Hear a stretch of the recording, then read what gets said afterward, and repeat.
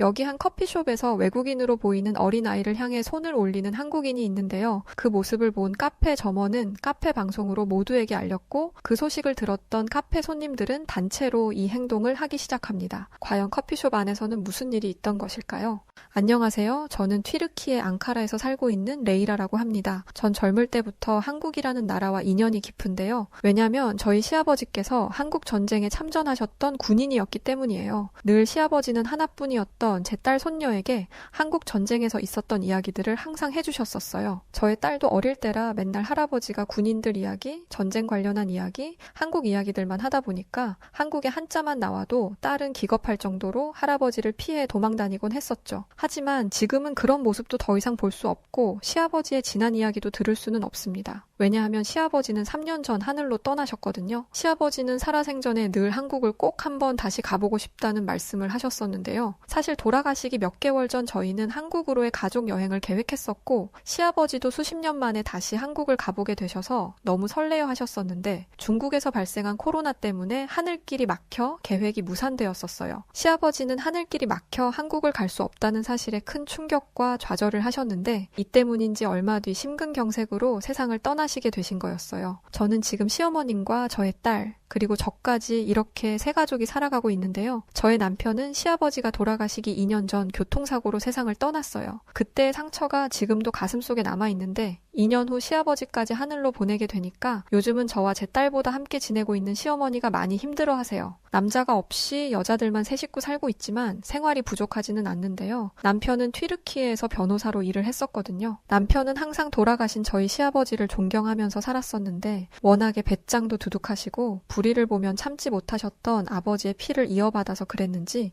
항상 변호사 일을 하면서도 클라이언트와의 커뮤니케이션을 지속적으로 하면서 법적인 문제를 해결하려고 애썼고 클라이언트의 권익에 조금이라도 해가 되는 일이 있거나 억울한 경우가 발생하면 무슨 일이 있어도 해내야 한다는 사명감도 강했기에 튀르키예에서도 일 잘하기로 손꼽힐 만큼 소문이 자자했었어요. 당연히 남편의 시부모님 분들은 이런 아들을 보며 늘 대견스러워 하셨는데 교통사고로 세상을 떠났으니 아마 돌아가신 시아버지도 그리고 말로 표현하시진 않지만 가슴에 아들을 묻은 시어머니도 많이 힘드셨을 거라고 생각돼요. 매번 우울한 채로 살아갈 수는 없어서 늘 저희 세 가족은 밝게 지내려고 애쓰고 그러는데요. 평소 시어머니와 저는 축구 보는 걸 매우 좋아했었는데 마침 저희 튀르키예하고 일본 팀하고의 친선 경기가 있었어요. 그 소식에 저희 가족은 튀르키예를 응원하러 가는 겸해서 당시 친선전이 열렸던 벨기에 행크에 가게 되었었는데요. 저희 나라와 친선전을 갖게 될 일본은 저희 시부모님들이 학을 뗄 정도로 싫어하는데요. 왜냐하면 예전에 시아버지께서 일본을 다녀오신 적이 있었어요. 전쟁 때 다리를 크게 다치셔서 늘 목발을 하고 다니셔야 했는데 시아버지의 회사에서 은퇴 직전 중요한 일본 바이어와의 협약이 있어서 당시 회사에 임원으로 계셨던 시아버지께서 일본까지 불편한 다리를 가지신 채 가셔야 했던 거예요. 시아버지는 일본에서 느낀 바 일본 사람들은 워낙에 남에게 피해를 주지 않으려는 의식이 강한 나라였다고 해요. 남에게 피해를 주지 않기 위해서 노력하는 모습이야 당연히 올바르다 말할 수 있겠지만 이런 의식에는 양면성이 있었다고 했는데요. 일본에 있는 지하철을 탄 적이 있는데 당연히 장애인들을 위한 자리가 있을 거라고 생각했지만 자리는 만석이었고 사람도 많아서 불편한 다리를 한 채로 벽에 기대 목발을 잡고 겨우 갈 수 있었는데 지하철이 정류장에 멈추면서 몸이 미끌려 넘어지고 말았었다고 하셨었어요. 하지만 일본 사람들은 그 누구도 도움을 주려는 사람들이 없었고 오히려 내가 넘어짐으로 인해 다른 사람들에게 피해를 주고 있으니 빨리 일어나라는 눈치마저 받았었다고 하더라고요. 더 정확하게 표현하면 양보를 받는 사람 스스로가 자기 때문에 상대방에게 폐를 끼쳤다 이렇게 생각이 강하다는 거죠. 그래서 양보를 해준 사람도 양보하는 사람도 서로 폐가 된다고 생각하는 그런 아이러니한 상황 때문에 다른 사람들의 일에 전혀 간섭하지 않으려는 성향이 강한 사람들이라면서 그걸 일본에서는 메이와쿠라는 문화로 불린다고 했었어요. 무엇보다 시아버지가 일본 사람에게 학을 뗀 건 바로 바이어 임원진들과의 미팅 전 한 카페에서 해당 업체 담당자들과 만났던 일 때문이라고 하셨었어요. 미팅 진행 사항에 대해서 사전이 미리 체크가 필요할 것 같다면서 만났었다고 했는데요. 일본 사람들은 자신들의 국가보다 약한 국가라고 인식되면 엄청나게 괄시하고 깔아뭉개려는 경향이 있는데 그 자리에서 그랬다고 했어요. 시아버지의 회사는 본사가 미국계 회사였고 튀르키예는 해외 지사였기 때문에 일본 담당자들은 저희 시아버지를 미국인으로 착각 생각했다가 미국인이 아닌 튀르키예 사람이란 걸 알고 나서부터는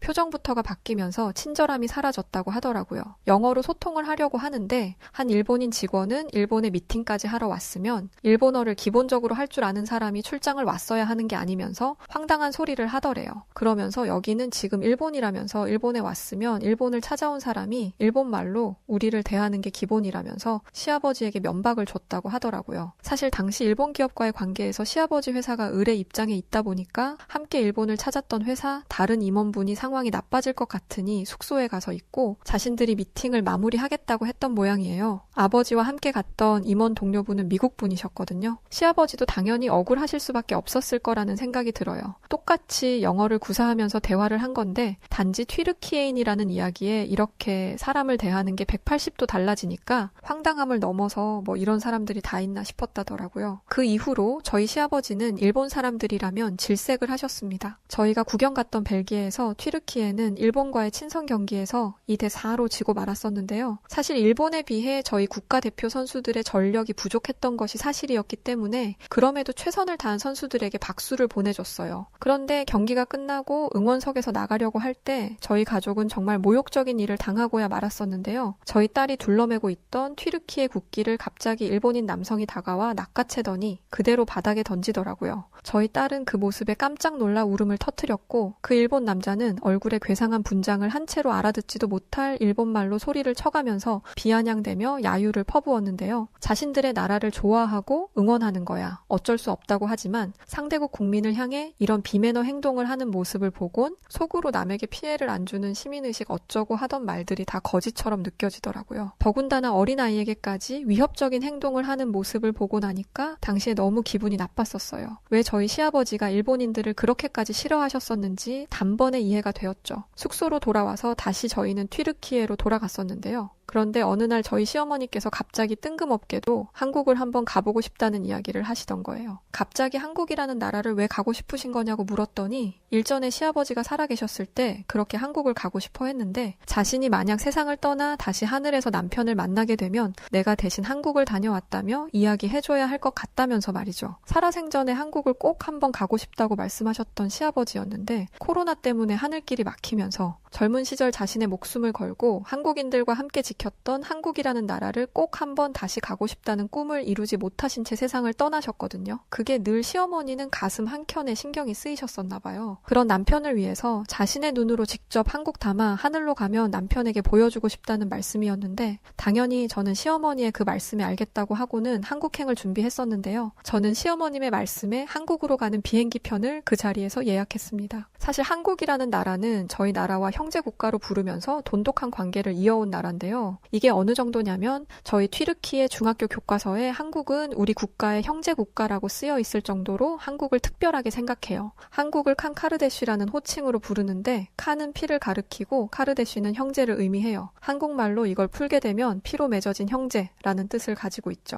하지만 이런 칸카르데쉬라는 호칭을 한국에게만 부르는 건 아니었어요. 바로 저희 시아버지가 그렇게 싫어하던 일본도 한국과 마찬가지로 형제국으로 인식하고 대하기 때문이었어요. 사실 시어머니가 돌아가신 시아버지 대신 한국을 가고 싶다는 말씀을 했을 때 속으로 내심 걱정이 많이 되었는데요. 경기장에서 만난 일본인들의 기분 나빴던 행동들 때문이었고 한국과 일본은 지금 두 나라 모두 아시아 강대국으로 불리는데 일본처럼 한국인들도 다르지 않은 성향을 가지고 있는 국가의 사람들이 아닐까 하는 생각 때문이었죠. 저는 시어머니와 저희 딸을 데리고 한국행 비행기에 오를 수 있었고 비행기 안에서도 오만 가지 생각이 다 들더라고요. 과연 한국은 어떤 모습을 하고 있는 나라일까? 한국인들의 성격이 그 일본인들처럼 괴팍하면 어떡하지? 라고 말이죠. 그런 우려 속에서도 저희는 결국 한국에 도착할 수 있었는데요. 한국에 도착하고 저희 가족은 엄청난 광경에 큰 충격을 받고 말았지 뭐예요. 전혀 상상도 못 해봤던 어마어마한 공항의 크기에 얼마나 놀랬었는지 몰라요. 시어머니도 시아버지에게 들었던 한국이 아닌 것 같다면서 혹시 우리가 다른 나라를 잘못 온 게 아니냐는 말씀까지 할 정도였어요. 우리 튀르키예는 뭐 비교 자체가 안 됐었고 전에 축구를 보러 다녀왔던 벨기에 공항에서도 이런 건 전혀 느끼지 못했거든요. 공항 곳곳이 모두 너무 신기할 뿐이었고 공항에는 수많은 세계 각국의 사람들이 있었죠.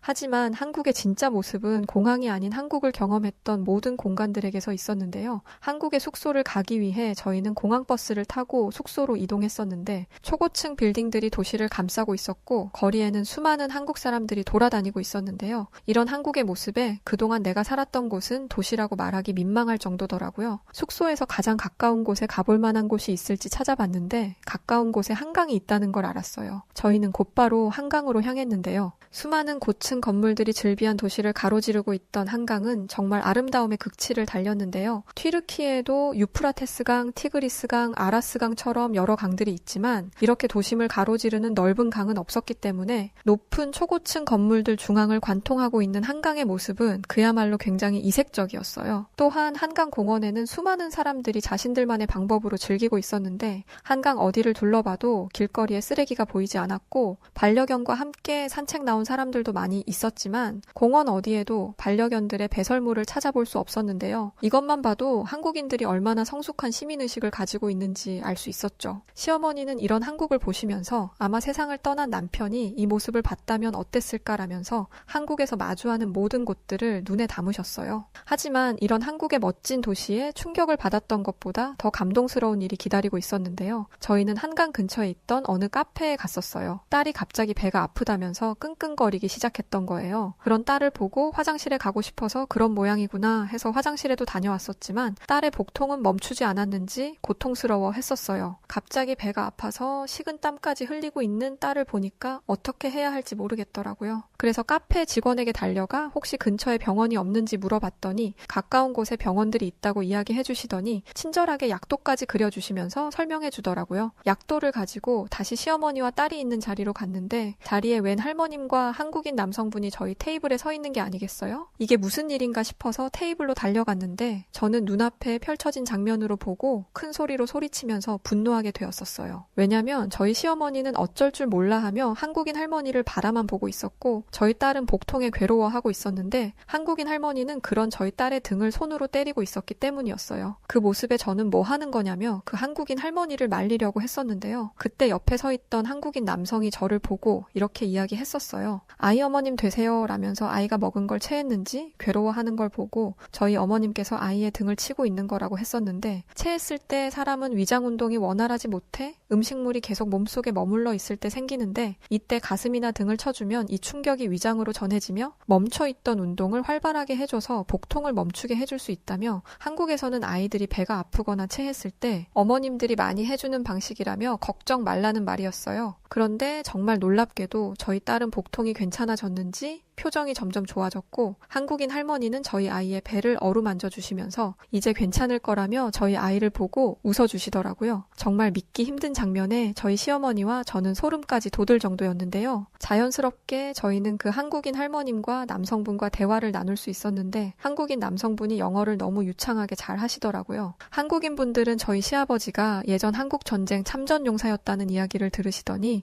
갑자기 저희 손을 잡고는 너무 감사하다면서 인사해 주시기 시작했는데요. 그때 카페 직원분이 커피를 가져다 주시면서 아까 병원 약도 그려드렸었는데 괜찮아지신 건가요? 라면서 묻더라고요. 그런데 함께 이야기를 나누던 한국인 남성분이 흥분한 목소리로 여기 계신 분들의 아버지가 한국 참전 용사분이시라고 이야기를 했고 카페 점원은 그 소리를 듣고는 갑자기 저희를 향해 90도로 허리를 굽히면서 한국을 도와주셔서 감사하다며 인사를 하는 게 아니겠어요? 하지만 이게 끝이 아니었어요. 카페 점원은 카운터로 돌아가서는 카페에 있는 모든 사람들이 들을 수 있도록 방송으로 창가에 앉아 계시는 저분들이 한국 전쟁에 참전해 주셨던 참전 용사분들의 가족이라고 이야기를 했고 그 소리에 카페에 있던 한국인 분들은 웅성거리기 시작했었는데요. 그런데 갑자기 어떤 한 분이 벌떡 일어나 박수를 치기 시작했는데 난데없이 카페에 있던 모든 한국인 분들이 박수를 다 같이 치시면서 감사하다는 말씀을 해주시는 거예요. 그 모습에 저희는 정말 어안이 벙벙했고 너무 화끈거리고 쑥스러워서 어쩔 줄 몰랐었어요. 사실은 감사해야 하는 건 저희 튀르키예 사람들이거든요. 지난 2월에 저희 튀르키예에는 엄청난 대규모 지진이 일어났었어요. 사상 최대로 가장 큰 지진이었고 이 때문에 수만 명의 튀르키예 사람들이 목숨을 잃어야 했고 집들은 다 무너져 내렸었는데요. 그때 저희 튀르키예를 발벗고 와서 도와주었던 것은 한국인들이었어요. 한국인 분들은 지난 한국 전쟁에서 목숨 걸고 한국을 도와주셨듯 이번에는 저희가 지켜드리겠다며 튀르키예에 무너진 집들을 보수하고 갈 곳을 잃었던 분들에게 새 보금자리를 마련해 주었었기 때문이었어요. 그런데 한국에서 이런 경험을 하게 되니 정말 너무 감동스럽고 감격받을 수밖에 없던 거예요.